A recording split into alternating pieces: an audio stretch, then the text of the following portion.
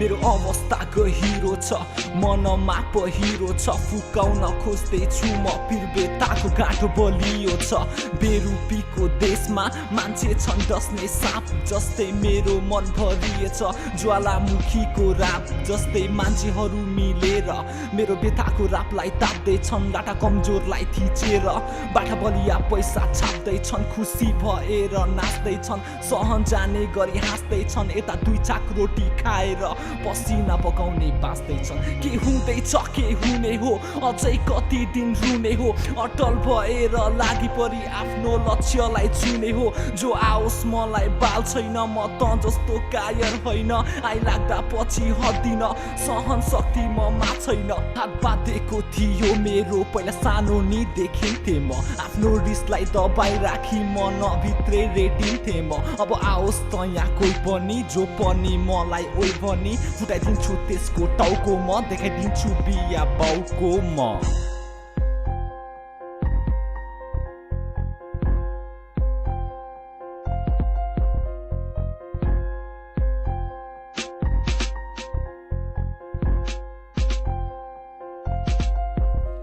ए आमा मेरो के दोष राख्थ्यौ साथमा माया होस् त सानै उमेरमा छाडी गयो मेरो आँखाबाट टाढी गयो तर भन्नु तिमीलाई केही छैन यो तिम्रो नि गल्ती होइन गल्ती हो केवल भाग्यको सायद यही हुनु लेख्या थियो ठिकै छ भनी हिँड्दैछु मानव जातिलाई चिन्दैछु फरक भएर बुझ्दैछु त्यसैले म यो भन्दैछु उदाएको घाम हो जीवन अस्ताउनु त निश्चित नै छ जति बलिया आँटी आए नि मृत्युसँग हार्नु नै छ फेरि किन यत्रो घमण्ड होइन के को हो यो घमण्ड